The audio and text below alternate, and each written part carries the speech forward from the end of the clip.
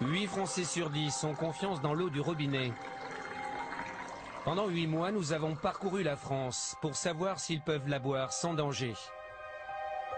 Officiellement, tout citoyen a droit à une eau potable sans risque pour sa santé. Officiellement seulement. Car dans de nombreuses communes, l'eau est contaminée.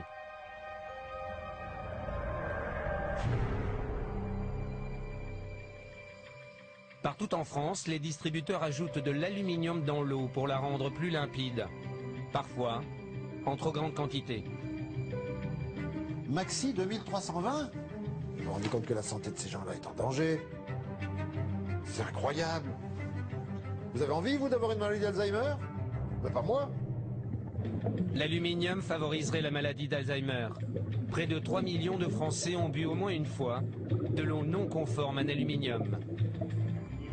En Charente, à Eure-et-Loir ou en Seine-et-Marne, la population boit une eau interdite pour les femmes enceintes ou les jeunes enfants. On ne peut pas décemment continuer à ouvrir le robinet et avoir la pourriture qui nous sort du robinet. Il y a quelque chose qui est tout à fait intolérable. En 2008, 5 millions de Français ont consommé au moins une fois de l'eau non conforme en pesticides, malgré les risques de cancer. Dans d'autres régions, c'est le radon, un gaz hautement radioactif qui se diffuse dans l'eau du robinet. Il y a 255 000 becquerels par mètre cube. 255 000 becquerels par mètre cube, j'ai jamais vu ça nulle part. Les citoyens et les élus boivent une eau chargée en radon sans en être informés. On n'a jamais eu d'analyse de radon, en tout cas qui nous ont été communiqués, et on n'est absolument pas au courant de ces résultats. Le radon est cancérigène, mais la France ne mesure pas sa présence dans l'eau. Une nouvelle menace vient aussi d'être identifiée. Sans le savoir, les Français boivent une eau qui contient des médicaments. En Normandie, dans le centre, en Charente, en Île-de-France ou en Auvergne, nous avons recueilli les preuves de ces pollutions. Nous les avons présentées aux compagnies de l'eau. Enfin, c'est des trucs, ça ne doit pas sortir de la maison, ça. C'est pas des documents publics, hein. Ce truc-là, là. Et vous avez quelqu'un en interne qui vous a donné ça. C'est pas des documents, voilà. D'ailleurs, c'est un document interne. Nous avons aussi interpellé l'État, censé protéger notre santé. Est-ce qu'on peut couper l'émission? On coupe l'émission. Voilà, c'est tout. 40 millions de Français boivent régulièrement l'eau de leur robinet. Plongés à nos troubles dans ce produit alimentaire et ses poisons cachés.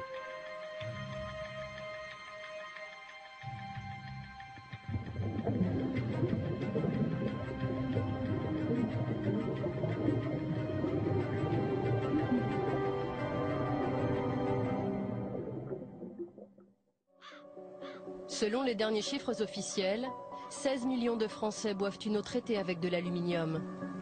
D'après de nombreux scientifiques, cette substance est dangereuse pour leur santé. Pendant 20 ans, Guy Berton a travaillé sur l'aluminium. Comme des centaines de scientifiques dans le monde, cet ancien directeur de recherche au CNRS a étudié la toxicité de ce produit sur les hommes. Voici les résultats d'une étude australienne sur les souris qu'il vient de recevoir. On a réussi à créer la maladie d'Alzheimer en administrant de l'aluminium. Donc, quand même, c'est quand même là la forte présomption. Là, c'est une autre étude, canadienne cette fois-ci. Est-ce que l'exposition à l'aluminium est un facteur de risque pour le développement de la maladie d'Alzheimer? Oui, ça date déjà de 98, vous voyez. L'aluminium se fixe dans le cerveau, provoque des démences et pourrait déclencher la maladie d'Alzheimer. Depuis 35 ans, de nombreuses études arrivent à la même conclusion. Les traces qui s'accumulent dans votre cerveau jour après jour, ce sont justement ces traces-là que vous allez trouver dans les cerveaux des gens qui sont atteints de maladie d'Alzheimer après 20, 30, 40, 50 ans d'exposition. Si la maladie d'Alzheimer est due à l'aluminium, c'est à partir de ces quantités infinitésimales déposées jour après jour. Cela fait longtemps que Guy Berton est en colère. Car de nombreuses communes en France ajoutent ce toxique dans les tuyaux du robinet sans se soucier de leur impact éventuel sur notre santé. Mais pourquoi rajoute-t-on de l'aluminium dans l'eau? Tence, en Haute-Loire.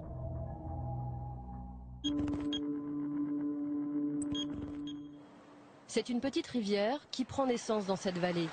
Elle alimente les robinets de 4 villages, 3700 habitants.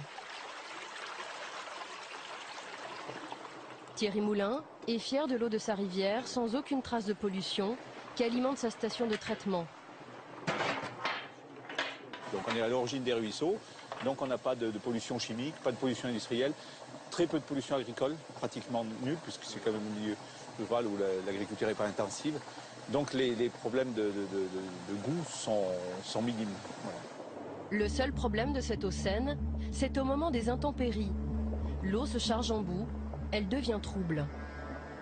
Ça nous provoque une coloration de l'eau qui est très difficile à traiter, même après décantation et après filtration. L'eau peut être un peu colorée. Jaune, marron. Voilà, elle est colorée, légèrement jaune. Et les abonnés, évidemment, ne sont pas très heureux d'avoir une eau distribuée, donc colorée. C'est dans cette station de traitement qu'on rend l'eau plus limpide. Le principe, utilisé par Thierry Moulin et le président du syndicat des eaux, est le même depuis 30 ans. Ça s'appelle la flocculation au sulfate d'aluminium. Voici le bac qui contient le produit chimique. Oui, on a 3200 litres et ça nous fait à peu près une année de fonctionnement. Voilà, si vous en mettez sur les doigts, ça vous rend les doigts un petit peu râpeux. Donc il y a quand même une agressivité du produit. L'aluminium est injecté dans l'eau et capte les particules de boue en suspension. Mais il est très difficile à doser. Alors donc on utilise cette pompe doseuse, donc. Oui. Il faut doser le plus juste possible pour avoir une flocculation correcte et éviter des dépassements en aluminium. Chaque matin, l'employé de la station analyse la présence d'aluminium dans l'eau pour vérifier s'il n'y a pas de dépassement de la norme fixée par l'Europe, 200 microgrammes par litre. Voilà, on avoisine pratiquement les 100%, donc ça veut dire qu'en aluminium, on est à zéro, pratiquement zéro. Donc ça veut dire qu'en aluminium, en sortie de station, on n'a pas d'aluminium. Donc là, c'est une bonne analyse. Ben, c'est qu'on est bien, quoi, voilà, pour le moment. Voilà. Aujourd'hui, l'eau est de bonne qualité, mais c'est loin d'être toujours le cas. L'eau de cette station de traitement dépasse parfois jusqu'à 4 fois la norme aluminium. Voici les analyses des autorités sanitaires pour l'année 2009. Et je voyais qu'il y avait quand même pas mal de dépassements en aluminium. On a des dépassements, oui. Parce que je voyais là, sur 10 analyses, vous avez quand même 6 fois des dépassements de normes, en fait. Et ces dépassements, vous en connaissez depuis un peu toujours, en fait Oui, c'est depuis tout le temps, pratiquement, on a eu ces problèmes de dépassement. Sur l'aluminium, il y a quand même des chercheurs qui disent qu'il peut y avoir un lien entre les sels d'aluminium dans l'eau, en trop forte quantité, et la maladie d'Alzheimer. Oui, ça, je ne connais pas le problème, c'est possible. Oui. Vous n'en avez jamais entendu parler? Non. À Tence, dans la principale commune desservie par la station de traitement, le maire Jean Digonnet est-il informé de ces fortes teneurs en aluminium?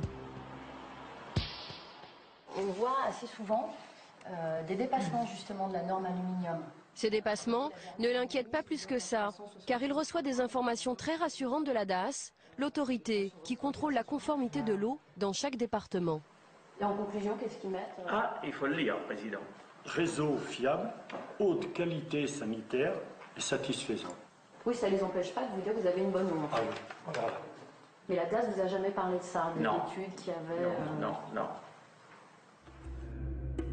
Pourquoi la DAS de la Haute-Loire ne s'inquiète-t-elle pas de cette eau trop chargée en aluminium? L'explication se trouve dans un autre village du même département. À Saint-Préjet-d'Allier, les dépassements sont encore plus importants. En 2008, les 180 habitants ont même bu une eau qui a dépassé jusqu'à 11 fois la norme en aluminium.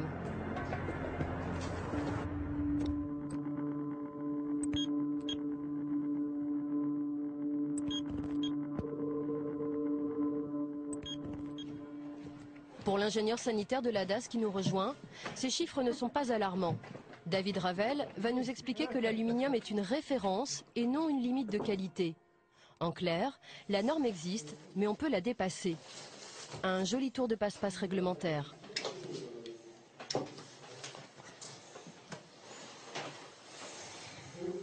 Là, par exemple, effectivement, on a 936 microgrammes par litre en aluminium. Et on conclut quand même eau d'alimentation conforme. Tout à fait. Alors pourquoi? Parce que le paramètre de conformité par rapport à de l'eau est apprécié au regard des limites de qualité. Il n'est pas apprécié au regard des références de qualité, tout simplement.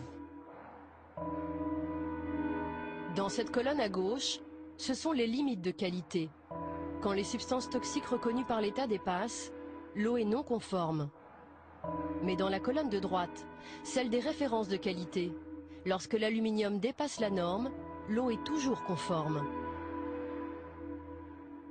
C'est-à-dire si je suis dans cette colonne-là et que je dépasse, l'eau est non conforme. Exactement. Si je suis dans la référence de qualité et que je dépasse, l'eau est quand même conforme. Exactement. C'est quand même un peu étrange, non? Non, non. Une référence de qualité ne traduit pas un risque sanitaire, ou pas un risque sanitaire direct en tout cas. Donc ça veut dire que l'aluminium, il n'y a pas de risque sanitaire avec l'aluminium, même si on dépasse les normes. Aujourd'hui, l'aluminium est une référence de qualité. Donc il n'y a pas de risque sanitaire. C'est pas considéré comme une limite de qualité. Ah oui, j'en sais quoi de ça? Moi, j'ai pas d'appréciation à avoir, j'applique la réglementation. Pour l'ingénieur qui veille sur la santé des populations, ces dépassements en aluminium ne posent pas problème. Mais pour le chercheur Guy Berton, les habitants de Saint-Prégé-d'Allier sont déjà en danger quand ils boivent une eau qui atteint la moitié de la norme aluminium. En Europe, Bruxelles a défini comme norme celle de l'OMS, c'est-à-dire 200 microgrammes par litre. Mais tout le monde sait, enfin, disons les gens courants, savent qu'au-dessus de 100 mg par litre, vous allez doubler l'incidence de la maladie, le taux d'incidence de la maladie d'Alzheimer. Et bon... Et c'est très grave ce que vous dites, parce qu'il y a plein de communes en France où l'eau est à plus de 100 microgrammes. Je ne sais pas s'il y en a plein, j'en sais rien, mais en tout cas... Moi, je peux vous dire qu'on en a Ah oui, trouvé. alors s'il y en a, ben, ces gens-là sont en danger de... Ce sont les relevés de la DAS, Ouais. de Ah oui, ça m'intéresse. d'eau, Oui. de certaines communes où on est allé tourner. Oui, d'accord. Vous allez voir Ben, je connais les trucs, les formulaires, oui. Maxi 2320 ? Oh, non, mais c'est pas possible. Non, c'est un document de la DAS. C'est invraisemblable, ça. En 2320 microgrammes par litre. Disons, le cerveau va être joli, hein. Ah non, c'est invraisemblable. Mêmes analyses présentées à un autre chimiste, André Picot. Il a dirigé un laboratoire de recherche au CNRS. Cet ancien expert auprès de l'Union européenne a lui aussi travaillé sur l'aluminium. Oh là là là là. Ouais, oui. Ouais, oui. C'est aberrant. C'est aberrant. Et le fait qu'on mette eau d'alimentation conforme alors qu'on est 4 fois au-dessus de la norme en aluminium... Vous savez, ça ne gêne pas beaucoup un certain nombre d'organismes d'État de couvrir ce genre de choses. Et oui, ben, il ne faut pas affoler les populations, c'est tout. Ah, respect des références de qualité, non. J'adore. Qualité. Mais malgré tout, c'est... Qualité, si ça vous fiche la maladie d'Alzheimer, c'est simplement le non-respect d'une référence de qualité. Pardonnez-moi, mais j'appellerais ça de l'assassinat, moi. Les autorités laissent boire cette eau du robinet contaminée en aluminium bien au-delà des normes. Mais étrangement, depuis notre interview de l'ingénieur sanitaire de la Haute-Loire, la DAS a modifié ses bulletins d'analyse. L'eau n'est plus seulement conforme, une mention a été ajoutée. À noter, une teneur en aluminium bien supérieure à la référence de qualité. Quelques semaines plus tard, la commune de Saint-Prégé-d'Allier a abandonné le traitement à l'aluminium. Pourquoi la France ne protège-t-elle pas sa population contre le risque aluminium? Tout s'est joué il y a 12 ans, quand le ministère de la Santé a enterré ce dossier.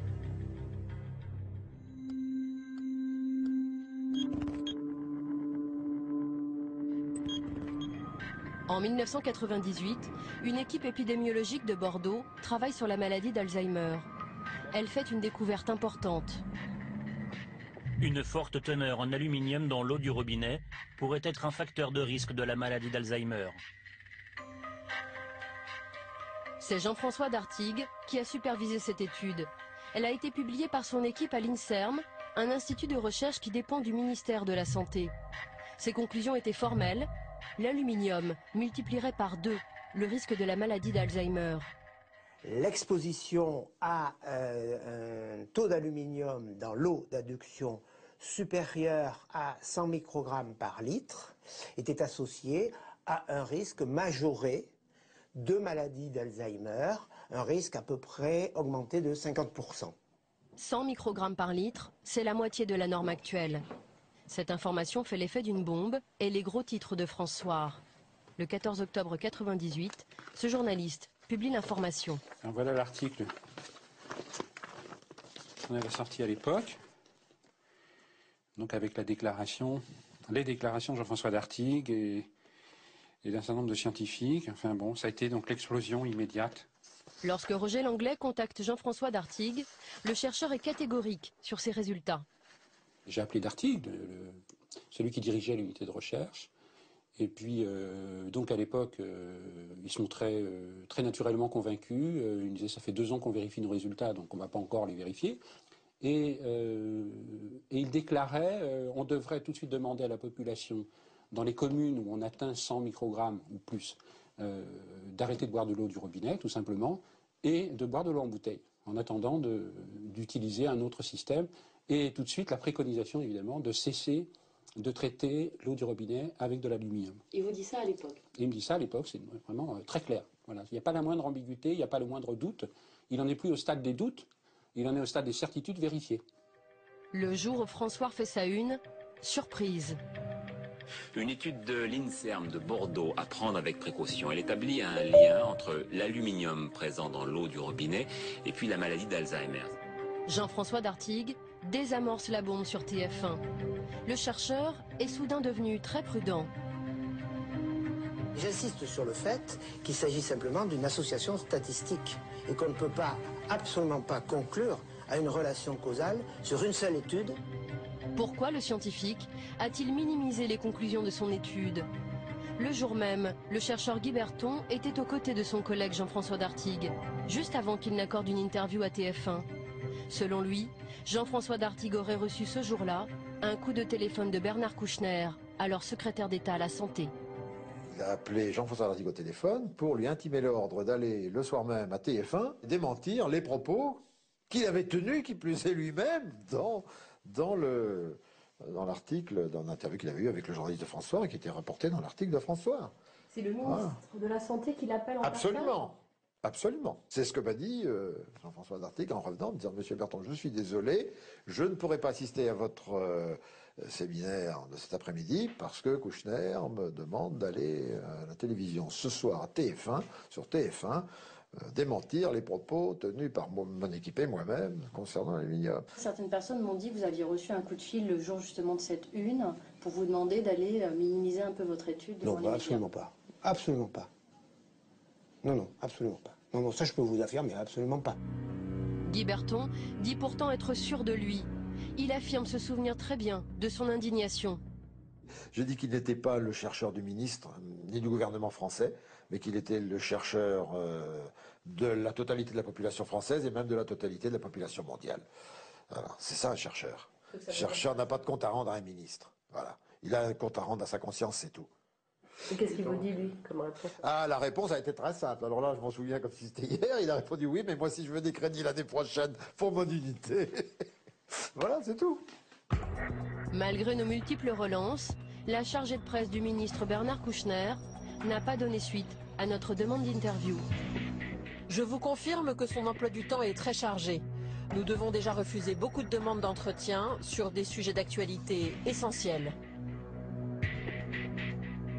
Les scientifiques vont se faire discrets, mais 2 ans plus tard, le ministère de la Santé commande tout de même une étude à l'AFSA. C'est l'organisme d'État qui veille sur la sécurité alimentaire des Français. En 2003, voici son rapport. 16 millions de Français boivent une eau traitée au sel d'aluminium. Près de 4 millions boivent même une eau qui dépasse la norme. Et pourtant, selon les experts de l'AFSA, il n'apparaît pas nécessaire de fixer pour les eaux une référence de qualité inférieure à 200 microgrammes par litre. Pour l'AFSA, l'affaire est réglée, on ne touche pas à la norme. Marie Favreau est directrice des risques sanitaires dans cet organisme. Aujourd'hui encore, elle est convaincue du bien fondé de cette décision. La référence de qualité qui est de 200 mg par litre d'aluminium, pour vous, est une bonne référence? Est une très bonne référence. Enfin, une très bonne. Est la référence de qualité. Ouais. Et alors, qu'est-ce que vous recommandez quand on dépasse la référence de qualité en aluminium? Alors, nous recommandons rien. effectivement, L'AFSA ne recommande rien, même quand la norme est largement dépassée, comme à Saint-Prégé-d'Allier par exemple. Là, par exemple, vous voyez, c'est une commune de Haute-Loire, c'est une analyse qui date de 2009. Ils trouvent en aluminium 1230 microgrammes par litre. Donc on est quand même 6 fois au-delà des références de qualité. Alors est-ce que cette eau doit être consommée ou pas? Je vous redis pour la dernière, enfin, je veux dire peut-être encore une fois de façon à être plus claire, que le rôle de l'AFSA, c'est de fixer ces fameuses limites de qualité et de les donner aux gestionnaires. Voilà. Son rôle ne va pas plus loin et ne peut pas aller plus loin. Mais est-ce que vous avez établi des recommandations sur les dépassements? Est-ce qu'on doit consommer ou pas en fait? C'est ça la question qu'on se pose. L'attaché de presse intervient. Sophie, je pense qu'on n'aborde pas les questions de la gestion. Ça, c'est le gestionnaire. Oui, mais c'est savoir quelles recommandations on a sur les dépassements de références de qualité en fait. Est-ce qu'il y a des recommandations ou pas qui existent en fait? Est-ce qu'on peut couper l'émission? On coupe l'émission. Voilà, c'est tout. Mais en fait, j'aimerais comprendre pourquoi. Moi, je vous demande juste... Je vous demande de couper l'émission. En 2007, 2 700 000 Français ont bu au moins une fois une eau au-dessus de la norme aluminium. Nous n'en saurons pas plus. Quelles sont les communes touchées par ces dépassements? Lors de notre enquête, nous avons trouvé quelques villes, et pas seulement des villages comme Saint-Prégé-d'Allier et Tence, où la norme officielle est ponctuellement dépassée. Montbéliard, 26 000 habitants, juste au-dessus de la norme. Saint-Chamond, 35 000 habitants, également au-dessus de la norme. Saint-Brieuc, 46 000 habitants, plus de 4 fois la norme. Saint-Nazaire, 71 000 habitants, plus de 2 fois la norme. Ou encore Saint-Étienne, 175 000 habitants, là aussi plus de 2 fois la norme. Et pourtant, il existe une solution pour se passer d'aluminium et rendre l'eau limpide, sans aucun danger pour la santé. En France, les habitants d'une grande ville peuvent boire l'eau du robinet en toute tranquillité. Cette grande ville, c'est Paris. Depuis plus de 30 ans, la mairie a proscrit l'aluminium. C'est ici, en banlieue sud parisienne, qu'Eau de Paris traite les eaux de la Seine, distribuées au robinet des Parisiens.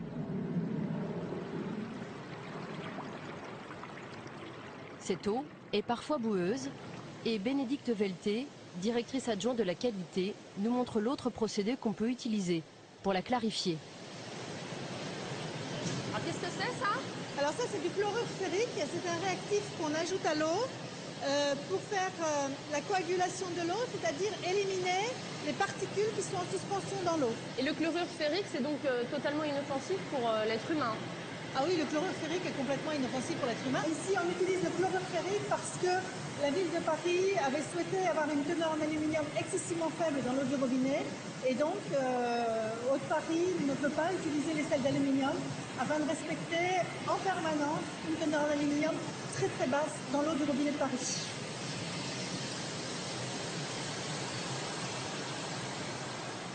Pourquoi un quart des Français, selon les derniers chiffres, boivent-ils toujours une eau traitée à l'aluminium et non pas au fer? Est-ce que c'est plus complexe à utiliser par exemple que les sels d'aluminium? Non, non. C'est pas plus complexe à utiliser, c'est simple d'utilisation. Et est-ce que c'est plus coûteux par exemple que les sels d'aluminium? Non, c'est pas plus coûteux que les sels d'aluminium. Non, non, le coût est équivalent. Pourquoi on n'a pas généralisé ce principe en France? Le problème des sels ferriques, c'est que dans certains cas, ça peut donner une petite couleur à l'eau. Parce que le fer est rouge, donc ça peut donner une petite couleur à l'eau. Mais là, on parle de choses qui ne sont pas dangereuses pour la santé. Même si l'eau est un peu colorée par les chlorures ferriques, c'est pas dangereux. Non, non, c'est pas dangereux, mais c'est l'aspect esthétique. Le consommateur est excessivement perturbé dès que l'eau a une couleur ou un trouble, ce qui est tout à fait logique. C'est la première perception que le consommateur ressent. Pour ne pas déplaire à leurs clients, par simple souci marketing, les distributeurs de l'eau préfèrent encore utiliser les sels d'aluminium. Du côté des grandes compagnies de l'eau, l'utilisation de ce toxique est tabou. Suez, le numéro 2 français, a refusé de s'exprimer sur ce traitement. C'est quand même un procédé qui est encore utilisé chez Suez. Oui, mais oui, c'est un procédé qui est utilisé, mais comme partout. Donc aujourd'hui, nous, on ne s'exprime pas sur ce sujet-là, quoi. Enfin, nous, aujourd'hui, on nous a dit, aucun intérêt de parler sur ce sujet, quoi. Pour nous, c'est un non-sujet. Veolia, le numéro 1 mondial, qui vend de l'eau à 24 millions de Français, a accepté de nous recevoir, mais sans connaître les informations dont nous disposons. Nous nous sommes procuré un rapport interne de l'entreprise sur la qualité de l'eau. Il date de 2003. Voici ce qu'il préconise. Gérer le risque médiatique à propos de la maladie d'Alzheimer. Ce document indique noir sur blanc que Veolia a distribué une eau qui ne respecte même pas la norme aluminium à 1 100 000 Français. Chez Veolia, Boris David a été mandaté pour nous répondre. Cet hydrogéologue est tout de suite mal à l'aise quand on prononce le mot aluminium. Les sels d'aluminium, c'est largement utilisé dans vos usines de traitement?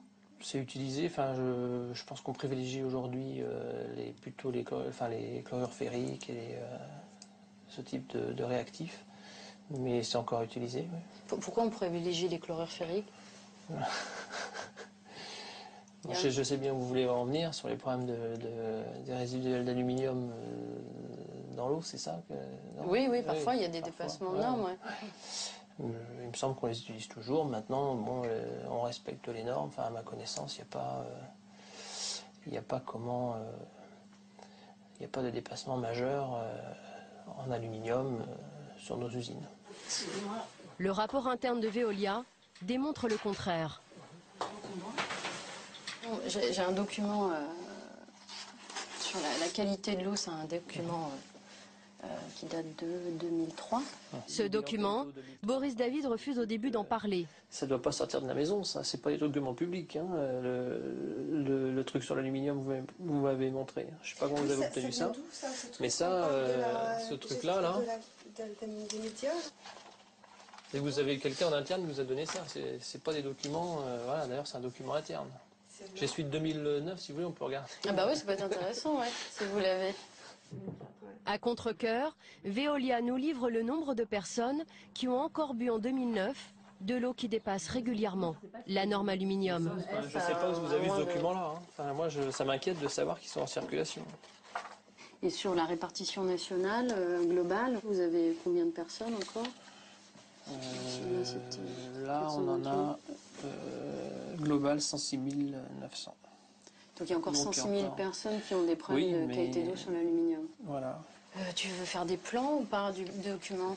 Si je peux, bien sûr. Mais je pense pas. Non. Ouais. Non. Quelles sont les communes clientes de Veolia qui ont distribué cette eau régulièrement contaminée? Nous n'en saurons pas plus. Pourquoi les compagnies persistent à traiter l'eau du robinet avec de l'aluminium? C'est le chercheur Jean-François Darty qui va nous le révéler. Lorsqu'il publie son étude sur l'aluminium et la maladie d'Alzheimer, il rencontre les 3 grandes compagnies de l'eau. Pour passer au fer, elles auraient dû changer leurs installations. Elles ne le souhaitaient pas. J'ai discuté avec eux de ça. Eux m'ont dit à l'époque, mais c'était il y a 10 ans, ça peut être changé, que ça coûterait quand même nettement plus cher. Donc c'était un problème économique en fait. Il y a un problème économique derrière. Je pense que ça coûterait plus cher. Ça veut dire aussi que l'économie est passée devant la santé. Non, parce que je crois que on va pas dire c'est un problème. La santé est aussi un problème économique, si vous voulez. Il faut faire des choix. Qu'est-ce que vous voulez dire par il faut faire des choix? Il faut choisir. Est-ce qu'on choisit la santé des enfants? Est-ce qu'on choisit la santé ou est-ce qu'on choisit la santé des vieux? On fait bien un choix. Donc l'aluminium et les personnes âgées, c'était pas forcément la priorité? Ça me paraît pas la priorité. Et même encore. 10 ans après l'étude épidémiologique française sur les facteurs de risque de la maladie d'Alzheimer, l'aluminium n'est toujours pas une priorité pour l'État. Le ministère de la Santé ne recense pas les communes concernées par ce procédé. Pour d'autres polluants, l'État a l'obligation de protéger toute la population. Ce sont les nitrates et les pesticides. Pour ces polluants agricoles, la réglementation est formelle. Pas question de dépasser les normes. Pourtant, 5 millions de Français ont bu en 2008, au moins une fois, des pesticides. Et les autorités le leur cachent trop souvent.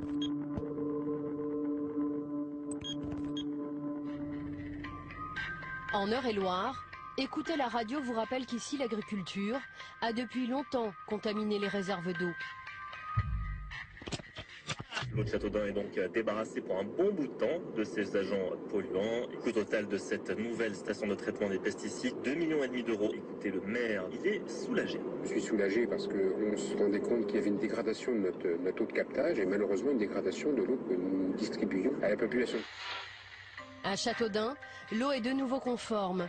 Mais dans de nombreux villages, les habitants consomment toujours une eau non potable, contaminée par les pesticides et les nitrates.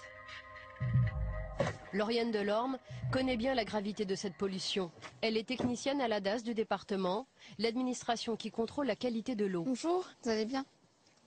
Aujourd'hui, elle vient faire des prélèvements au captage de Romilly-sur-Aigre.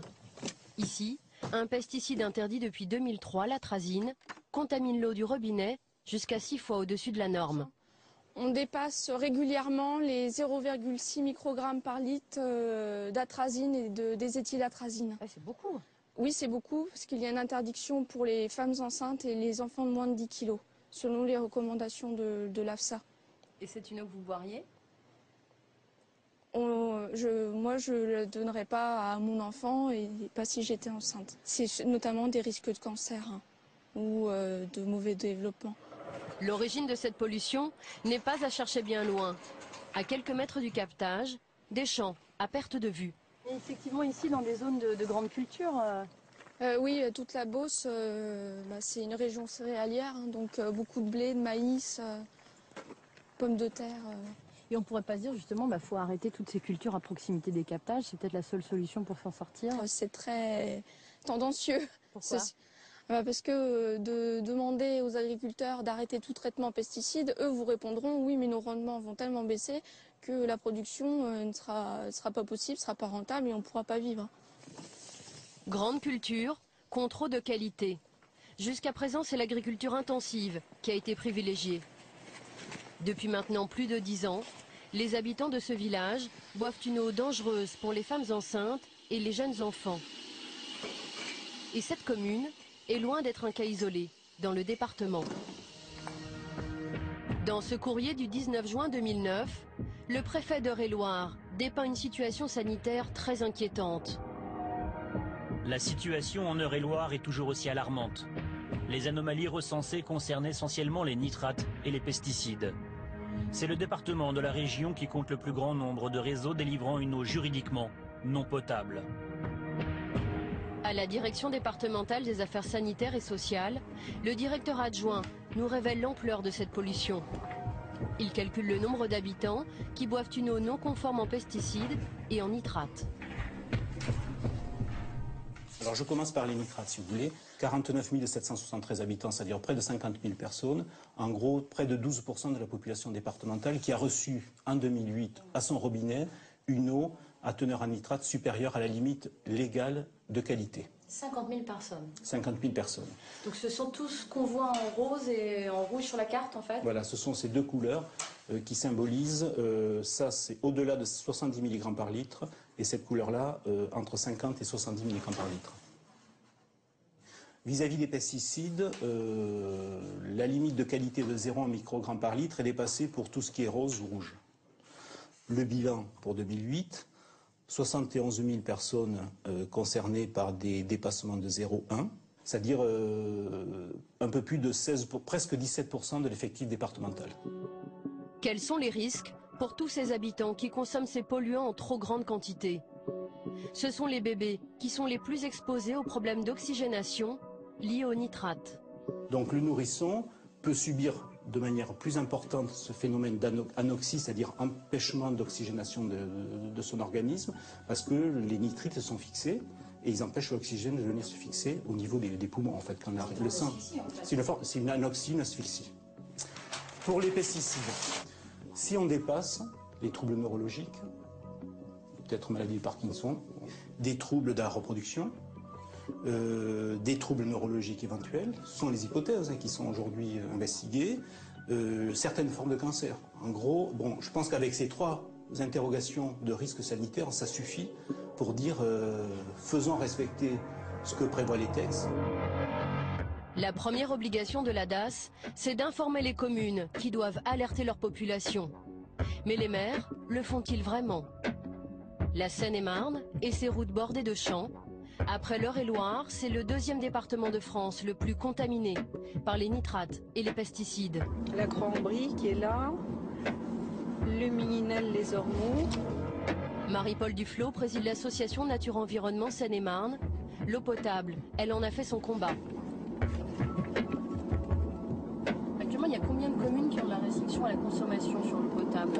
Bon, il y a environ une soixantaine. Bon, malheureusement, on a laissé la situation sans s'en préoccuper trop pendant de nombreuses années. Et puis, mais ça fait beaucoup quand même. Hein.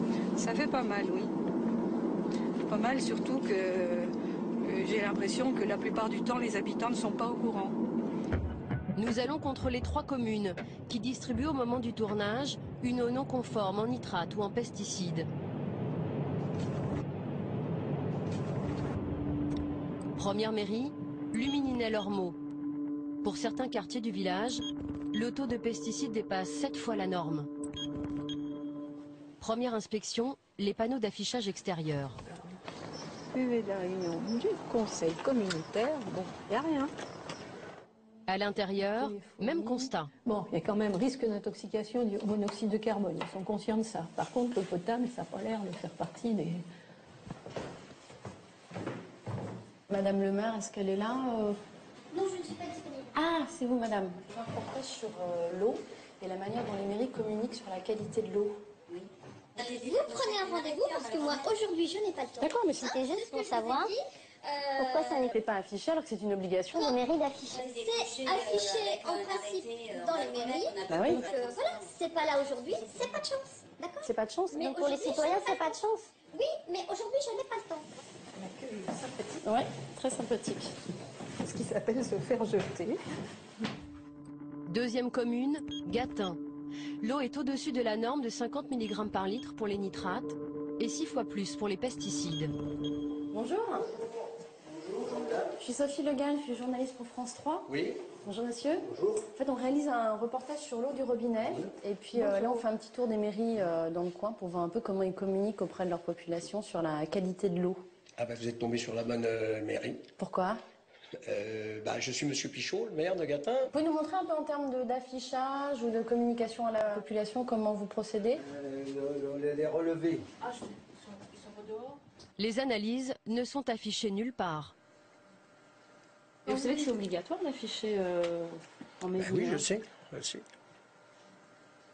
Mais pourquoi ça n'a pas été fait alors? Ah, madame, pourquoi que ça n'a pas été fait? Pourquoi que c'est fait? Pourquoi que c'est... Vous savez, je vous le dis, je vous le répète, on n'a aucun malade, aucun mort. Des fois, je blague avec les gens. L'eau, mais on n'a pas grand-chose, nous. Les pesticides, enfin, c'est beaucoup. C'est les pesticides qu'on a. Et les nitrates. La secrétaire vient de sortir ce document d'un tiroir. Il confirme bien des dépassements en nitrates et en pesticides. Voilà. Et là, il y a des restrictions à la consommation là, sur ces relevés? Si, bien sûr. Ah non, mais que les femmes enceintes et puis les nourrissons, oui. Les nitrates et les pesticides sont reconnus maintenant par tout le monde comme étant d'origine agricole. Qu'est-ce que vous connaissez faut arrêter de dire ça, faut arrêter. Alors là, vous allez me mettre en colère, là. Parce que... Pas de chance, le maire est un ancien agriculteur. Les agriculteurs sont quand même responsables en partie de ces taux de pesticides et de nitrates élevés dans l'eau quand même. Ah oui, mais je vous dis pas le contraire. Je vous dis pas le contraire. Mais heureusement qu'il y en a quand même des agriculteurs parce qu'on travaille plus de faim. Dernière commune, Courpalais. Ici aussi, l'eau potable dépasse la limite en nitrate et 4 fois la norme pesticide. Devant le parvis de la mairie, surprise, une future maman embarque des bouteilles d'eau. Qu'est-ce que vous faites là en fait? C'est parce qu'en fait, comme je suis enceinte, je vous ai demandé des aides et on m'a dit que j'avais le droit à des bouteilles d'eau. Une par jour en fait. Voilà. Tous les mois, les gens, alors on distribue de l'eau aux femmes enceintes et aux femmes enceintes. Donc à partir du 4e mois de grossesse jusqu'aux 10 kilos d'enfants. Mais monsieur le maire arrive. On a rentré beaucoup de masques, etc. Et on n'a pas de... Charles Saadia est maire depuis 2 ans. On n'avait pas de place, donc on a aménagé cet endroit pour... De mémoire d'élu, on s'est toujours soucié des femmes enceintes et des nourrissons. Son prédécesseur distribuait déjà des bouteilles d'eau. On rentre une palette chaque 15 jours à peu près. Donc ça fait, je vous dis, 300 €, c'est exactement 132 € la palette. Voilà, donc ça vous coûte combien par mois? 300 euros, 260 euros précisément. Sur un budget communal, c'est quand même pas énorme. C'est pas énorme. Ça rassure beaucoup de gens et puis franchement, c'est pas un coût exorbitant, ça nous fait quoi, 3 000 euros par an? Oui, il faut le faire. Oui, non, c'est même pas il faut le faire, c'est un devoir de solidarité, c'est un devoir, oui, non, ça c'est pas des choses qui me gênent beaucoup, hein, franchement. En tout, sur les 5 communes testées lors du tournage, une seule informe sa population et protège les femmes enceintes et les nourrissons. Voilà. Au revoir, bonne continuation. Au revoir, monsieur. Au revoir. Retour en Eure-et-Loire. Face à l'ampleur du désastre, les autorités sanitaires locales ont enfin décidé de réagir. Aujourd'hui, le directeur adjoint de la DAS du département a rendez-vous avec des élus d'un village qui connaît de gros dépassements en nitrates et pesticides. Jean-Claude Guéral a imaginé un nouveau moyen pour faire pression sur les maires. Tant que l'eau ne sera pas potable, ils ne pourront plus construire de lotissements. Le raisonnement a été assez simple, c'est de dire, dès lors que l'eau n'est pas potable, c'est déjà ennuyeux pour la population actuelle et l'État fait pression sur les élus pour améliorer la situation. Mais il n'y a aucune raison pour qu'on laisse venir des populations nouvelles. Ça suffit, l'effectif concerné est déjà assez important, ça suffit comme ça, c'est pas la peine d'aggraver le processus. Jean-Claude Guéral est accueilli par le maire également agriculteur qui est un peu tendu. Allez-y, rentrez, on va vous laisser. Les 10 logements qu'il espérait construire sont pour l'heure compromis. La sous-préfète, Anne Laparre-Lacassagne, s'est aussi déplacée pour faire passer le nouveau message de l'État aux élus dépités. Je trouve que c'est quand même un peu dommage qu'on ait mené une réflexion qui date, je ne sais pas depuis combien de temps que ça date cette réflexion, depuis 1 an et demi, peut-être 2 ans, qu'on ait mené toute cette réflexion-là, qu'on arrive à cette proposition-là au concret, et puis qu'aujourd'hui qu'on nous dise que c'est pas possible. Donc c'est un peu dans cet esprit-là, enfin dans cette interrogation-là, qu'on demande à la DAS et à l'État des explications. Voilà. Ce qui est normal. D'emblée, l'État va mettre les points sur les i. On cumule les inconvénients puisqu'on a à la fois des dépassements de qualité vis-à-vis des nitrates, qui sont importants, qui datent depuis plus de 15 ans, et surtout en matière de pesticides. C'est-à-dire on rencontre ici des situations de concentration comprises entre 0,4 et 0,6, c'est-à-dire 4 à 6 fois la limite de potabilité. Donc l'État ne souhaite pas du tout qu'on crée des lotissements en extension dès lors que la question de l'eau n'a pas été réglée, quoi. On se fait quand même un peu guillotiner là, je trouve. On est un petit peu... bon, il y a un mode d'exploitation qui a fait qu'on est dans cet état-là aujourd'hui, mais on faisait ça avec la bénédiction de l'État. Vous savez, tous les pesticides qui se retrouvent dans la nappe, et c'était des produits homologués, donc on n'était pas hors la loi. C'est pas moi qui vote les lois, c'est pas moi qui écris les règlements. oui. On est juste payé pour les faire appliquer ici. Et on les fait pas trop appliquer parce que sinon on aurait été plus rigoureux depuis plus longtemps. On a été extrêmement patient pendant un certain nombre de temps. Et là maintenant, la qualité et la situation de notre regard de l'eau est telle qu'on n'a plus le choix. Donc on est obligé de durcir notre position et d'être dans cette logique de donnant-donnant. Vous voyez bien qu'effectivement, mais on accompagne. On n'est pas non plus borné. D'accord. Et pourquoi vous dites on a été patient? Pourquoi on a été patient pendant longtemps? C'est grave. On a peut-être eu tort. Dans l'Eure-et-Loire, l'État met la pression sur les maires. Mais en Seine-et-Marne, il donne des permis de délivrer une eau juridiquement non potable. Cela s'appelle une dérogation préfectorale. L'Échelle, petit village de 530 habitants. Aujourd'hui, monsieur le maire a rendez-vous à la préfecture. Il souhaite obtenir le droit de donner à sa population une eau qui dépasse la norme. Selon lui, cela fait plus d'une génération qu'elle est régulièrement contaminée par les pesticides et les nitrates. Ça vous inquiète pas que les gens boivent de l'eau chargée en nitrates et en pesticides depuis maintenant 20 ans ici? Oui, facilement. Ça vous inquiète pas, ça?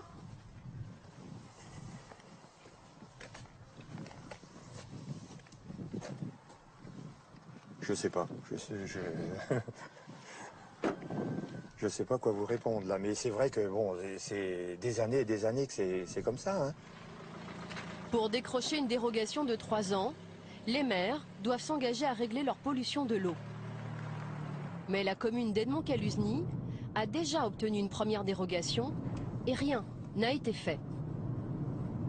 Pendant la première dérogation, non, il n'y a pas eu de travaux de fait parce que il y a plusieurs communes concernées et puis c'était beaucoup de discussions pour pouvoir élaborer ce projet. Donc c'était pas tellement concret, si vous voulez.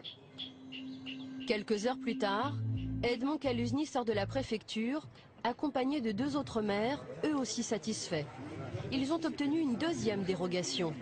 Et ils savent que les travaux ne seront pas finis dans 3 ans. Mais si ça dure plus de 3 ans, on va être obligé de refaire une troisième dérogation. Elle a dit que c'était la dernière. Hein. Ah oui, oui, mais en principe, on peut en avoir une troisième. Hein. Oui. Alors on espère que à ce niveau-là... C'est un peu plus difficile. Hein. Oui. Mais bon. Vous pensez que vous n'allez pas réussir à faire les travaux dans les 3 ans en fait?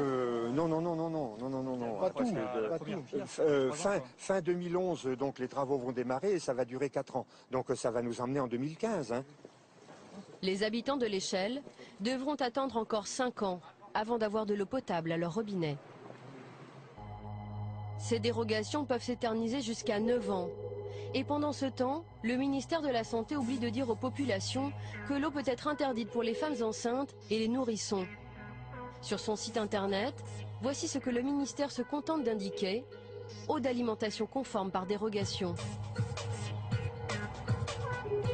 Dans le local de son association, Marie-Paul Duflot découvre que ces eaux qui dépassent par exemple les normes nitrates sont déclarées conformes par l'État. Eau d'alimentation conforme, effectivement, je trouve que cette phrase n'est pas judicieuse. Restriction d'usage. Non, il n'y a pas les restrictions d'usage, effectivement. Oui, oui. Ah oui, c'est effrayant. On va dire que ça permet à ceux qui ont demandé de rédiger ça de se sentir relativement à l'aise, puisque c'est écrit conforme par dérogation. Mais en réalité, ça leur permet d'avoir peut-être moins de citoyens qui se révoltent contre une eau non conforme. Sans doute. Le préfet du département de la Seine-et-Marne est-il informé de ce défaut d'information? Nous décidons de lui montrer le site internet du ministère de la Santé et l'interview d'un maire qui a déjà obtenu 2 dérogations avec la bénédiction des services de la préfecture. Monsieur le préfet, Michel Guillot, est convaincu du bien fondé de ces dérogations sur l'eau. pourquoi l'État accorde des dérogations aux communes qui ont des dépassements? Si l'État accordait des dérogations et que rien ne se passe, ce serait, pardonnez-moi, complètement inutile. Mais l'État n'accorde de dérogation que parce que la commune s'engage à un projet de réalisation, d'investissement qui aboutira à terme à une solution pérenne, donc à une qualité de l'eau satisfaisante. Alors je vais vous montrer, dans les lieux de Seine-et-Marne, qu'il y a des dépassements dans sa commune en pesticides et en nitrates, et qui a lieu aussi, on est à sa deuxième dérogation. Alors le préfet, quand même un peu fautif. Ah oui, ça, sans doute. Tous les ans, je demande une dérogation parce que je mets toujours de mon nom, que les travaux avancent pas, et il me la donne. Alors expliquez-moi ça. Ça fait combien d'années que vous avez des dérogations? Oh, ça fait 3 ans. Vous allez encore en avoir là? Ah oui. Il ne faut pas comprendre la dérogation comme étant le fait de retarder la décision politique. On a un peu parfois l'impression quand on les écoute, les maires. Quelques maires, encore une fois, voyez un certain nombre. J'aurais pu autant présenter d'autres qui disent mais oui, on est d'accord. Ça ne nous arrange pas, mais le préfet a raison de nous obliger à. C'est comme ça. En Seine-et-Marne, 106 communes, 20% des mairies du département sont toujours sous dérogation. Pourquoi l'État n'alerte-t-il pas la population dont le préfet a la responsabilité? Les nitrates, effectivement, on est à 64 mg par litre, donc on est effectivement au-dessus des normes.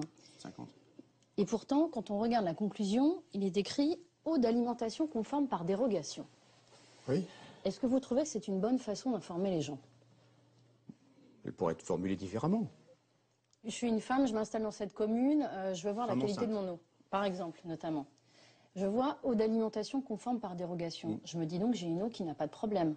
Et pourtant, c'est une eau qui est interdite à la consommation pour les femmes enceintes. Écoutez, oui, ça manque sans doute d'éléments de précision. Je suis d'accord avec vous, oui. Il faudra je l'indiquerai au ministère de la Santé et également au service d'action sanitaire et sociale, oui, c'est sûr. Ça n'est pas un mensonge, simplement c'est une imprécision, d'accord, ou une ambiguïté, d'accord. L'État protège mal les habitants Et des entreprises en profitent pour leur proposer des solutions miraculeuses. Ils leur promettent une eau qui protégerait soi-disant leur santé, comme en Eure-et-Loire. Tu veux de l'eau, Loulou? Aurélie Rive s'est installée 2 ans plus tôt à la campagne pour la qualité de vie. Cette maman découvre alors que l'eau du robinet est non conforme en nitrate et 2 fois au-dessus de la norme pour les pesticides. Merci. Cette situation la préoccupe car elle a 2 enfants en bas âge, dont Lauric, 1 an. Qu'est-ce qui vous inquiète plus précisément pour les enfants, par exemple? Beaucoup les... Enlève ta tétine. Beaucoup les pesticides. Les pesticides parce que pour les... Voilà. Pour les petits... Pour les petits garçons, surtout, je sais que surtout pour les jeunes enfants, c'est dangereux. Et puis, pour se dire, on boit de l'eau du robinet et puis on sera en bonne santé, on va pas être malade parce qu'on décide de boire l'eau du robinet, quoi. Malgré tout, Aurélie donne de l'eau du robinet à son fils, mais filtrée, car elle s'est équipée d'un appareil qui traite l'eau. Donc en fait, on a installé un calibrodénitrateur. Ça purifie l'eau, ça enlève nitrate, pesticides et calcaire. Alors, on avait possibilité d'avoir 2 réglages, comparaison Volvic ou Evian. Ce qu'on a fait, on a opté pour Evian, c'est parce qu'on nous a précisé que quand on mettait ce genre d'appareil, qu'on choisissait ces dosages, on pouvait utiliser l'eau pour les biberons des enfants. Aurélie et sa famille ont acheté cet appareil lorsqu'un commercial est venu les informer de la mauvaise qualité de leur eau. Voilà, ça c'est le dossier de la société qui nous a vendu le calibrodénitrateur. Il avait un tableau complet sur toutes les communes et la commune de Trizay-les-Bonnevalles était dans son tableau et c'est là qu'il nous a montré l'étude exacte, les chiffres exacts de la commune. Et ça vous a coûté combien? Alors, 3 000 €. 3 000 €. 3 000 €. Oui. C'est quand même un sacré investissement, 3 000 €. C'est un gros budget qu'on a financé, nous, par un petit crédit sur quelques années. Mais oui, effectivement, c'est un bon gros budget. Cette entreprise qui démarche les particuliers en leur garantissant une eau de qualité, tient-elle ses promesses? Nous avons fait analyser l'eau du calibrodénitrateur. Le taux de nitrate a un peu baissé, mais à 40 mg par litre, l'eau est déconseillée pour les nourrissons par la plupart des pédiatres. Pour les pesticides, l'appareil ne retient rien, l'eau est tout bonnement non conforme. Nous prenons rendez-vous chez Aurélie avec la société Fabre, qui n'est pas informée des résultats de nos analyses. Qui est installé en garage. L'un des responsables de l'entreprise va d'abord nous vanter les mérites de son appareil, censé supprimer les pesticides et la quasi-totalité des nitrates. On va garder à peu près 10%, en moyenne selon les réseaux, environ 10% de ce qui est contenu au départ. Donc là, ici, on est autour de 60 mg par litre. Donc on va être en dessous de 10 mg par litre de nitrate. Et au niveau des pesticides, ça retient les pesticides Alors, également? Nous avons du charbon actif à l'intérieur de cette cartouche qui a la faculté d'enlever des pesticides. On est à 0,18 microgrammes par litre, donc le calibrodénitrateur peut traiter. Pas de chance pour l'entreprise, nos analyses démentent totalement ces belles paroles.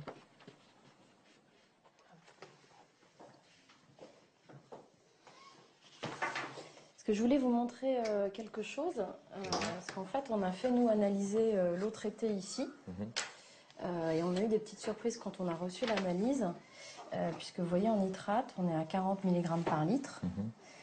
Donc, non mais attendez là, c'est quoi votre truc? Vous plaignez que ça marche pas et vous amenez une télé pour ça? Nous on a fait des analyses sans savoir ce qu'on allait trouver. Non mais là je peux pas vous répondre comme ça. Parce que vous nous disiez qu'on devait tomber en dessous de 10 à peu près, là on est à 40. C'est obligatoire de tomber en dessous de 10 sur un appareil bien réglé, bien entretenu, qui fonctionne comme il faut. Et pourtant on est à 40. Oui. Donc c'est que ça marche pas. C'est que ça marche pas suffisamment bien. Je suis entièrement d'accord. L'eau est non conforme aux yeux de la loi, cette eau-là est non conforme. Ça c'est les pesticides, ça? Voilà, ce que vous Non, il voyez n'y a là. pas de conclusion. Ce que vous voyez là, c'est l'atrazine. Aurélie découvre elle aussi les résultats et la mauvaise qualité de l'eau qu'elle donne à ses enfants. Et si vous voulez, la norme en France, c'est 0,1. Donc on est au-dessus de la norme. D'accord. Madame Rive, quand vous voyez ça, ça vous satisfait? Non. Moi, ce qui m'embête surtout, c'est les nitrates, parce que je donne l'eau. On est arrivé ici, mon bébé avait 6 mois, et le commercial nous avait bien expliqué qu'il y avait un agrément qui a été délivré, qu'on pouvait mettre l'eau dans l'eau des biberons. Aurélie paye 2 fois pour une eau contaminée. Une première fois pour un appareil qui ne marche pas, une seconde fois à sa commune qui distribue une eau juridiquement non potable. Mais les communes ne sont pas les seules à vendre de l'eau au-delà des normes. Les grandes compagnies de l'eau aussi. Voici par exemple les analyses de 5 communes de la Seine-et-Marne sous dérogation préfectorale qui dépassent les normes nitrates ou pesticides. C'est Veolia, le numéro 1 mondial, qui commercialise cette eau. Ce géant de la distribution contrôle pourtant tous les jours la qualité de son produit. Ça commence par la saveur. Voici ce que les laborantines doivent détecter dans l'eau. Donc moisi, hydrocarbures, terre, chlore et pharmaceutique. Chaque matin, elle goûte les eaux de la région parisienne, comme on déguste un bon vin.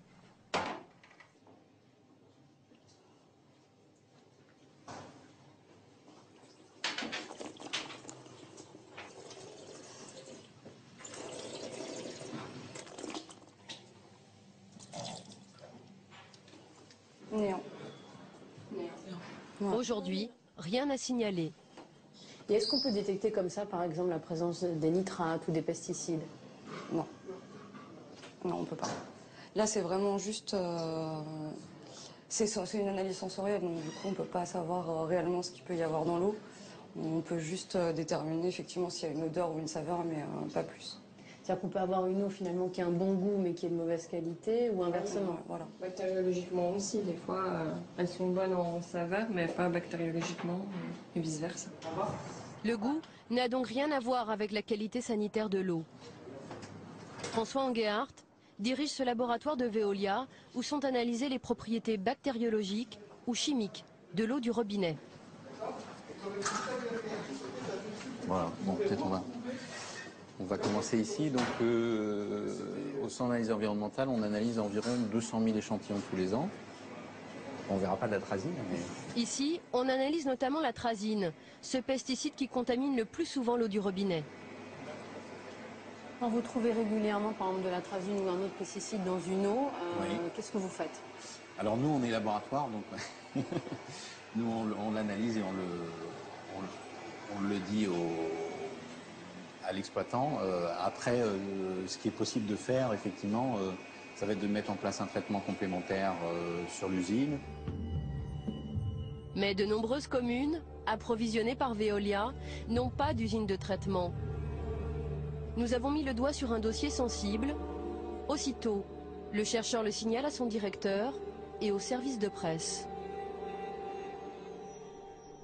Poser des questions sur est-ce qu'il y a des villes où il y a de l'atrazine, tout ça. Est-ce qu'il y a des collectivités où il y a de l'atrazine.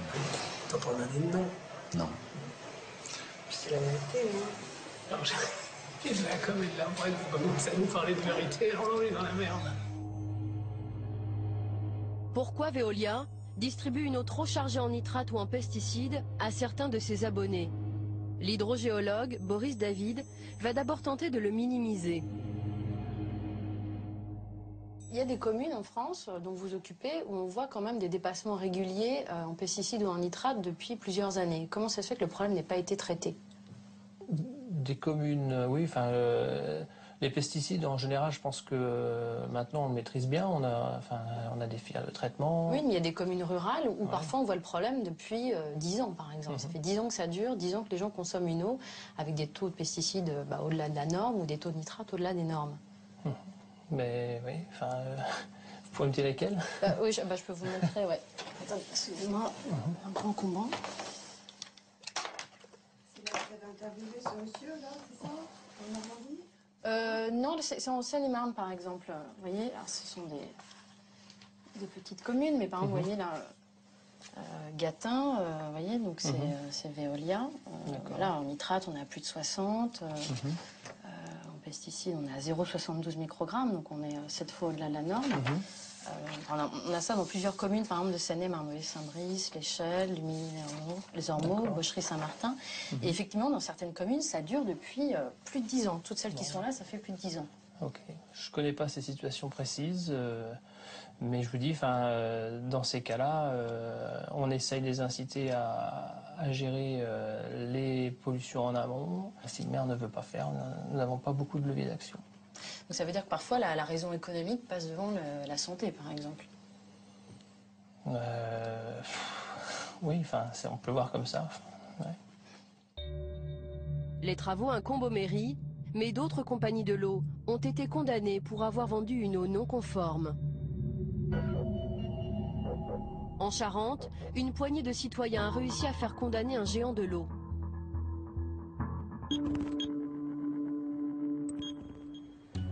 Cette bataille judiciaire s'est déroulée à Moutier. Il y a 9 ans, ces 2 enseignants et ce douanier ont découvert que la SOR, le numéro 3 français, vendait à 11 000 personnes l'eau contaminée de ce captage de la Forge. À partir de 1991, on était au-delà des normes. On est monté jusqu'à 0,6, 0,7 pour le cumul de pesticides et encore simplement sur les 2 pesticides, les 2 désherbants du maïs. Donc on était à 6 à 7 fois les normes en fait. Pour certains éléments, et notamment pour les pesticides isolés, oui, on était largement dans cette ampleur-là, oui. On était un peu révoltés, il faut bien dire. On se dit c'est quand même pas croyable qu'on n'ait pas été informé d'une part, et puis il faut faire quelque chose, quoi. Bon, alors cette espèce de merta qu'il y a là-dessus, quoi. C'est une merta. Pour attaquer la SOR, il a d'abord fallu faire la preuve de la contamination. Pour nos citoyens, ce fut la chasse aux bulletins d'analyse, qui sont pourtant des données publiques. Dans certains cas, ça a été relativement facile parce qu'on a pu les avoir dans des archives municipales. Et puis dans d'autres cas, on s'est heurté à un refus des syndicats des eaux de nous transmettre ces éléments parce qu'ils savaient, enfin en tout cas ils craignaient qu'on donne une suite judiciaire à notre action. Après 12 ans de contamination, la source d'eau polluée a enfin été abandonnée. Et dans ma commune, maintenant, tout est réglé. Depuis 7 ans, Jean-Pierre Bellefaille fait à nouveau ce geste simple, ouvrir son robinet pour se faire un café. Mais Jean-Pierre et ses amis ont également voulu obtenir réparation auprès de la compagnie de l'eau. La preuve elle-même, ça a été une de nos difficultés, c'était effectivement de justifier auprès du tribunal de l'achat de bouteilles d'eau. Comment faire la question, voilà. Alors, si on anticipe sur ces problèmes, il faut garder ces notes d'achat et le mieux, c'est d'obtenir des factures de ces fournisseurs d'eau, mais ce que personne ne fait, aucun particulier ne fait. Ils ont donc calculé par foyer le nombre de bouteilles d'eau consommées au prix le plus bas du marché. Il y a 2 ans, ils ont enfin obtenu gain de cause. Le tribunal condamne la société SOR à payer à M. Roux la somme de 4 560 €. Et donc au total, on a obtenu pour 11 familles qui étaient impliquées dans notre action 32 575 € et 96 centimes. Voilà, donc ce qui était pour nous une grande satisfaction, parce qu'il est vrai qu'on nous a pris de haut pendant très longtemps, on nous a pris pour des rigolos. Pour nous, c'est quand même une très belle victoire. Cette belle bataille, seules 11 familles sur 11 000 habitants l'ont menée. Pourtant, près de 5 millions de Français ont bu au moins une fois en 2008 une eau qui ne respecte pas la norme pesticide. Il existe un toxique bien plus inquiétant. C'est le radon, un gaz hautement radioactif. Nous avons découvert sa présence dans l'eau potable grâce à des scientifiques spécialistes de la radioactivité. Nous les avons suivis en février 2010, en pleine enquête, dans le Limousin.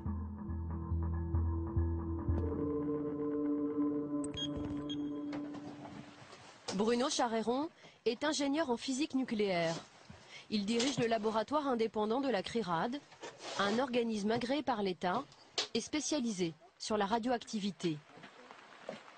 Aujourd'hui, sous une pluie battante, il se rend au captage de Saint-Sylvestre. Le responsable local de la SOR, qui distribue l'eau, et son attaché de presse l'accompagnent. L'ingénieur de la CRIRAD va rechercher la présence du radon, un gaz radioactif dégagé par les sols granitiques et présent dans l'eau. C'est moi qui vous ouvrirai la porte, par contre, si c'est possible. Donc là, vous n'entrez pas dedans tant qu'on n'a pas fait la vérification. La première mesure du radon dans l'air du captage va lui prendre 10 minutes. En attendant, Bruno Charéron explique les risques de ce gaz aux responsables de la source. Ça crée des lésions dans l'ADN qui sont réparées dans la majorité des cas par notre système immunitaire, mais à force d'en recevoir, le taux de réparation fautif augmente et donc à terme ces cellules peuvent être mutées, peuvent être folles, peuvent être donc aboutir à des cancers ça peut être 10 ans, 20 ans, 30 ans après. Donc c'est pas parce que c'est naturel que c'est bon. Premier résultat, première surprise.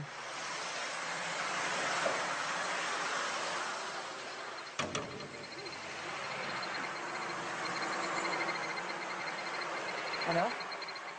Il y a quand même 27 000 becquerels par mètre cube, alors qu'on est juste à l'entrée, quoi. Dans les écoles, par exemple, la norme à ne pas dépasser est de 1000 becquerels. C'est beaucoup? Ah bah 27 000 becquerels par mètre cube, c'est pas tous les jours qu'on mesure ça quand même. Hein. Oui, c'est vraiment beaucoup. C'est-à-dire que... Devant ces chiffres alarmants, les employés de la SOR vont désormais se tenir à l'écart de notre caméra et du captage. Donc ça, c'est un masque. Là, c'est obligatoire, là. Bah oui, parce que vraiment, la concentration en radon est vraiment très importante. 27 000 becquerels par mètre cube, c'est vraiment très élevé. Tout comme notre caméraman, Bruno Charéron s'équipe dorénavant d'un masque à charbon actif pour réaliser une seconde mesure, plus précise encore, de la radioactivité. Est-ce que vous sentez que c'est un peu plus dur de respirer? Ouais. Oui? Oui. C'est bon? Seconde mesure, énorme surprise.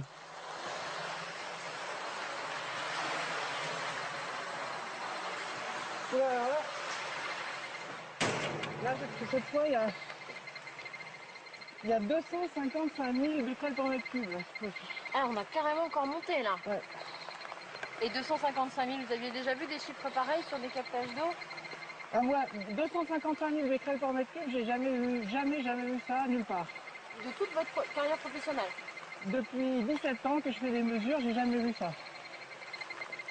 Donc je veux dire, c'est peut-être pas la peine. Enfin, si vous filmez, bon, on a un masque avec une cartouche à charbon actif qui piège le radon, mais c'est pas la peine d'y rester trop longtemps. Cette radioactivité élevée, le responsable du captage la découvre. Manifestement, le radon n'est pas mesuré par la SOR. Vous avez jamais eu de résultat de mesure de radon dans l'eau? Jamais, non. De la part de la DAS ou non? Ouais. Jamais. La radioactivité de l'eau du captage se retrouve-t-elle au robinet des habitants de Saint-Sylvestre?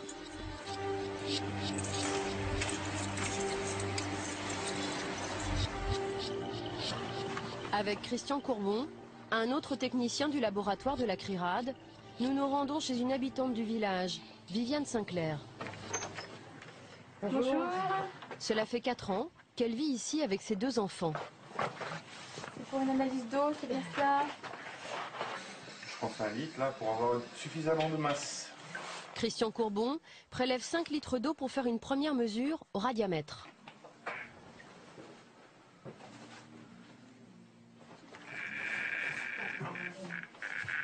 Ça veut dire qu'il y a du radon dans l'eau, quoi.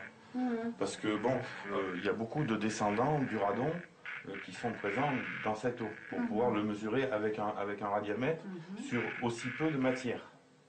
D'accord. Voilà. Donc ça veut dire qu'a priori cette eau est chargée en radon. Il y a un marquage clair, voilà. Vous, cette eau, vous la buvez?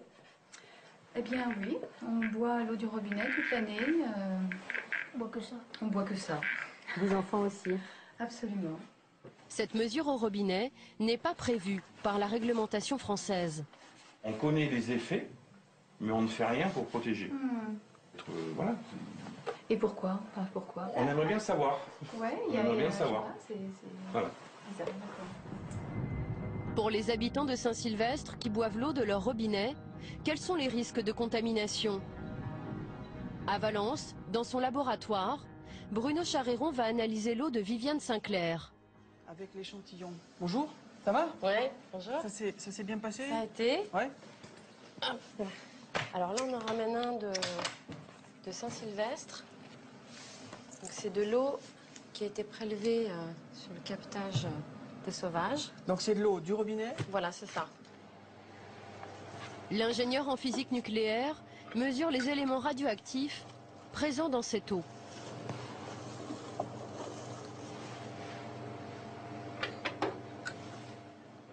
Et voici ce qu'il trouve en radon. On a une activité en radon de 312 becquerels par litre. Donc ça fait une dose sur l'année, si on prend les coefficients des Nations Unies, pour 2 litres par jour pour un adulte, ça fait plus de 2 millisieverts par an. Et pour un très jeune enfant, un nourrisson, qui consomme 33 centilitres par jour, ça fait 3 millisieverts par an. En clair, cette eau devrait être interdite à la consommation. 3 millisieverts, c'est 30 fois plus que la limite de radioactivité pour l'eau potable. Il y a une irradiation interne d'un certain nombre d'organes en fonction du trajet du radon dans le corps. Donc ça va concerner aussi bien l'estomac, les reins, le foie. Une partie du radon peut même atteindre la moelle osseuse. Pourquoi cette eau radioactive est-elle malgré tout distribuée? Tout simplement parce que la réglementation française fait l'impasse sur la radioactivité du radon. Les analyses réglementaires qui sont demandées pour les eaux potables comprennent un certain nombre de contrôles, sauf le radon 222, c'est-à-dire ces pics-là, qui sont pourtant dans beaucoup d'échantillons d'eau souterraine, en particulier dans les régions granitiques, qui sont les principaux contributeurs à l'irradiation des personnes qui vont boire cette eau. En avril 2010, le laboratoire a écrit à la ministre de la Santé. Il a demandé que la France mette en place une norme sur le radon dans l'eau, comme le recommande la Commission européenne depuis 2001. En Haute-Vienne, nous allons découvrir que les autorités sanitaires n'ignorent pas la présence du radon à la sortie du robinet. Jean Jaouen, ingénieur sanitaire à la DAS, va d'abord se montrer rassurant. Il présente une des analyses que ses services ont réalisées à Saint-Sylvestre. L'eau est potable? L'eau est potable et répond aux normes et aux exigences de qualité.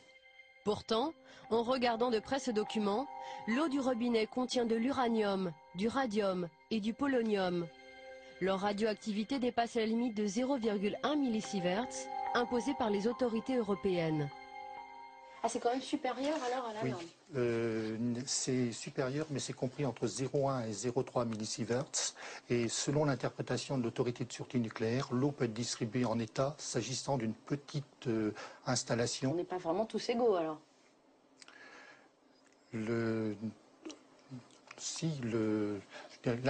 On n'est pas forcément... Non, les valeurs telles qu'elles sont examinées actuellement le sont faites. Je dirais que l'interprétation reste la même pour tout le monde en France au regard des valeurs qui sont obtenues. Un jargon administratif pour justifier une radioactivité dans l'eau potable supérieure à la norme édictée par l'Europe. Pas de traces de radon sur cette analyse. Pourtant, la DAS a réalisé à Saint-Sylvestre des mesures et trouvé les mêmes teneurs que la CRIRAD. Des mesures jusque-là restées confidentielles. Est-ce que vous, ce sont des teneurs qui vous ont inquiété quand vous les avez découvertes? Oui, c'est-à-dire qu'il est évident que lorsqu'on a trouvé ces valeurs, on s'est interrogé sur leur impact et on les a transmis à l'autorité de sûreté nucléaire et dans un deuxième temps à l'Organisation mondiale de la santé. C'était il y a combien de temps que vous avez envoyé ces documents? Ça fera bientôt 1 an pour l'autorité de sûreté nucléaire et 4-5 mois pour l'Organisation mondiale de la santé. Ah oui, donc ils ont eu le temps de nous répondre. D'accord. Jean Jaouen attend toujours sa réponse. Est-ce qu'il y a d'autres communes qui ont des teneurs en radon élevés? Oui, il y a quelques autres communes. Et c'est possible de nous dire lesquelles? De mémoire, comme ça, je ne les sais pas. Non. Ou éventuellement de nous montrer une liste des communes que vous avez analysées? Oui. Oui, c'est possible? Oui. Très bien. Vous pouvez nous le montrer? 100 communes ont été analysées. Plusieurs ont de fortes teneurs en radon, comme Jabrail-les-Bordes par exemple. Mais donc ça veut dire que les habitants par exemple, de ce village-là ne savent pas en fait qu'ils ont quand même une eau avec des teneurs en radon importantes. Non. Mais vous ne trouvez pas ça gênant qu'ils ne soient pas mis au courant alors qu'ils la consomment cette eau? Oui, mais tous les résultats du contrôle sanitaire classique sont portés à la connaissance des habitants. Mais pas ça quoi. Pas ça. Parce qu'on n'a pas d'éléments sur lequel s'appuyer pour donner une consigne d'ordre sanitaire. Oui, parce que ce qui est difficile pour vous là, c'est de ne pas savoir ce qu'il faut faire de ces chiffres en fait. Tout à fait. Oui. Avec le directeur du laboratoire de la CRIRAD, nous sommes allés à la rencontre de cette commune qui présente des taux très élevés en radon. Monsieur le maire et son adjoint vont découvrir que l'eau potable de leur village est hautement radioactive.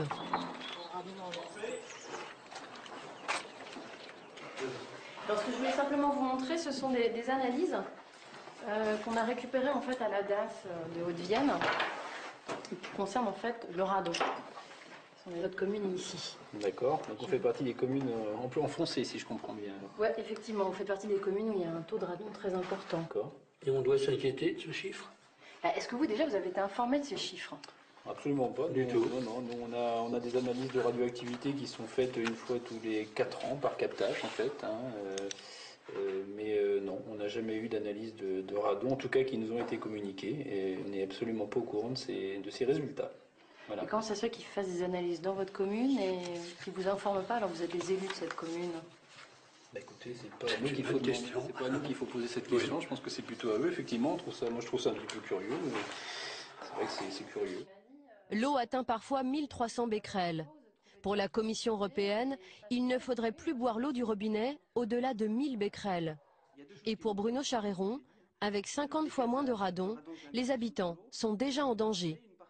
Il suffit d'avoir dans l'eau seulement 20 becquerels de radon par litre pour dépasser la dose qui est recommandée à ne pas dépasser pour la boisson. Et comment on peut éliminer le radon? Donc pour éliminer le radon, il y a le fait de faire circuler de l'air, de brasser cette eau avec de l'air extérieur qui est peu chargé en radon, pour forcer l'eau à dégazer son radon. Et puis il y a des systèmes de filtration, par exemple à charbon actif. Mais bon, c'est pas simple. Hein. C'est vrai que moi je suis prêt à faire tout, on est prêt à faire tous les aménagements possibles sur le réseau d'eau pour être dans les normes, pour être quoique dans certaines limites. Mais il n'y a aucun problème. Mais c'est que derrière, il faut le financer et nous, on ne peut pas le financer. À Jabrail-les-Bordes, le maire est désemparé. À Saint-Sylvestre, un habitant a reçu 10 jours plus tôt les analyses de la CRIRAD. Depuis, Vincent Defaille et sa famille ne boivent plus que de l'eau en bouteille. Alors ça, c'est tout votre stock d'eau? Une petite partie, puisqu'on va faire les courses samedi, donc on en rachètera d'autres. Mais bon, c'est le stock d'eau en priorité pour les enfants.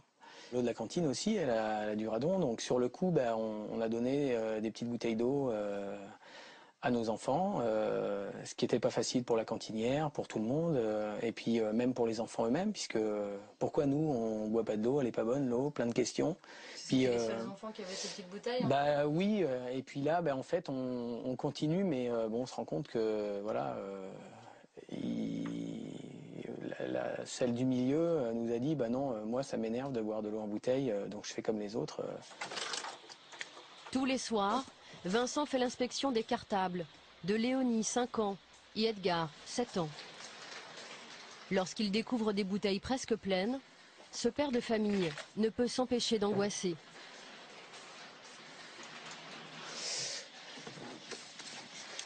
Voilà, par exemple, Edgar, il a sa petite bouteille. On se pose la question aussi, quand ils n'ont pas bu, est-ce qu'ils ont bu?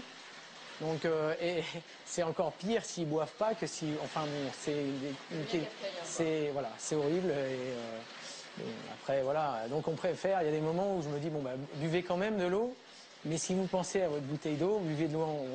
Voilà, moi je suis un habitant qui sait pas vraiment quoi faire, quoi. Combien d'habitants de la Haute-Vienne boivent une eau chargée en radon? D'après les documents que nous nous sommes procurés, au moins 16 communes délivrent une eau du robinet très radioactive. Pour les autres départements, aucune analyse officielle n'est disponible. Le laboratoire de la CRIRAD poursuit ses recherches. Il s'intéresse à présent à l'Ardèche, le Puy-de-Dôme et la Loire.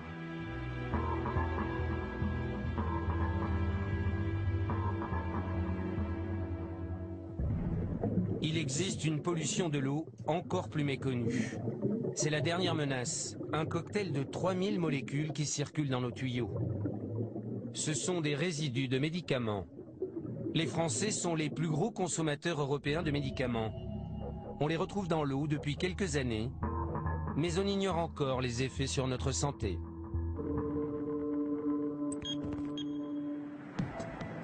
C'est une partie de pêche un peu particulière qui se joue sur les bords de la Seine, non loin de Rouen.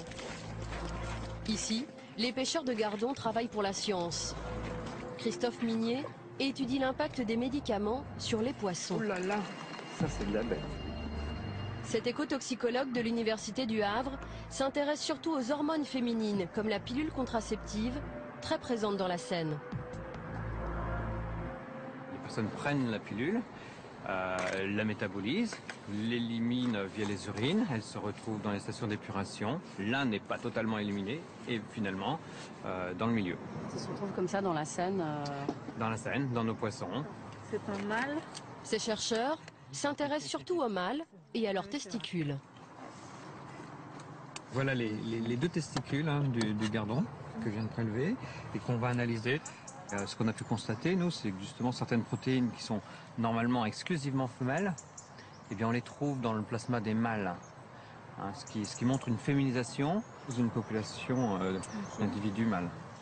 Les poissons se féminisent, en partie à cause des hormones féminines.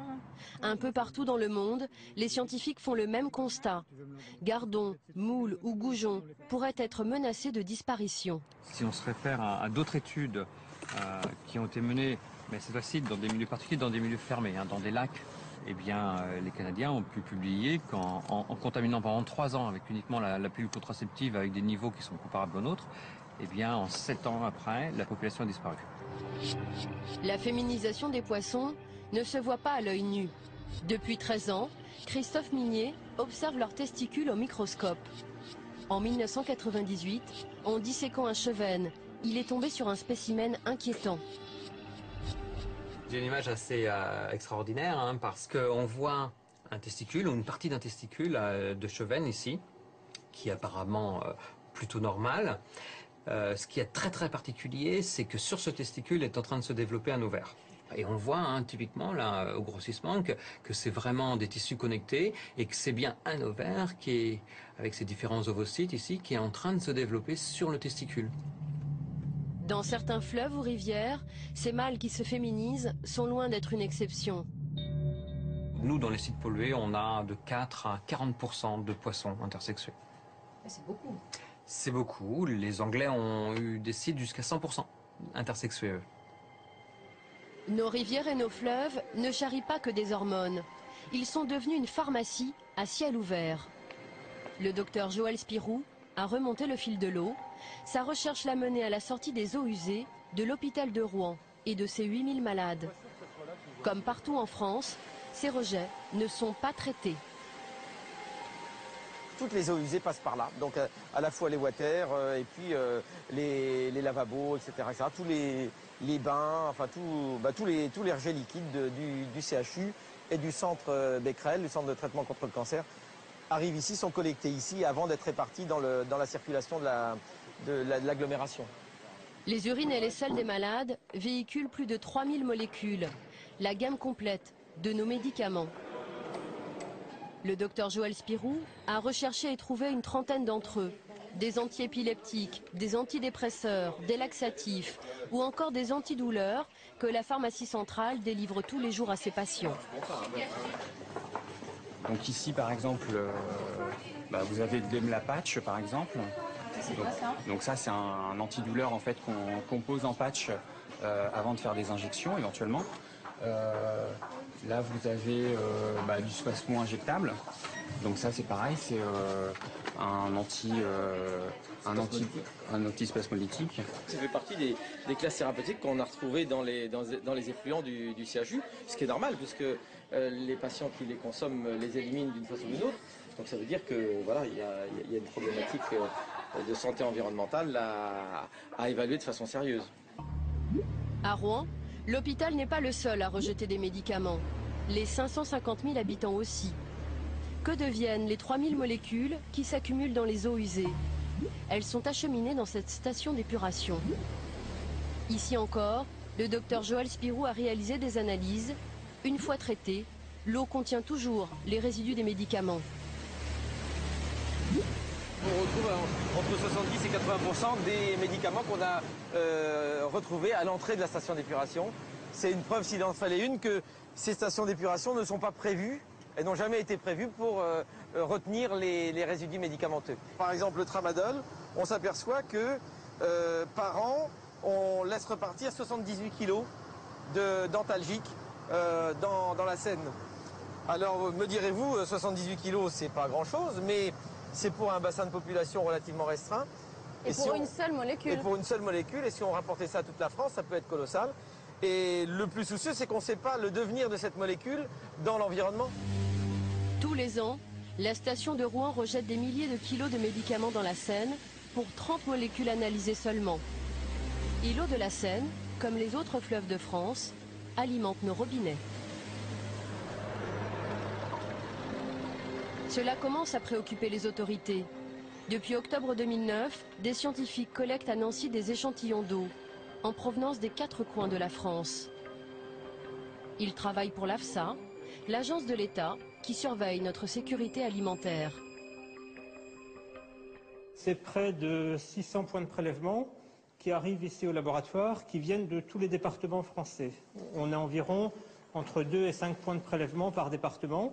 Et là, à titre d'exemple, vous avez des cartons qui proviennent des départements 71, 72, 74. Donc là, ce sont les départements qui viennent d'être prélevés aujourd'hui. Dans le laboratoire, les scientifiques recherchent depuis quelques mois les 40 médicaments les plus consommés en France. Un ingénieur a accepté de nous révéler les molécules déjà identifiées dans les échantillons d'eau potable.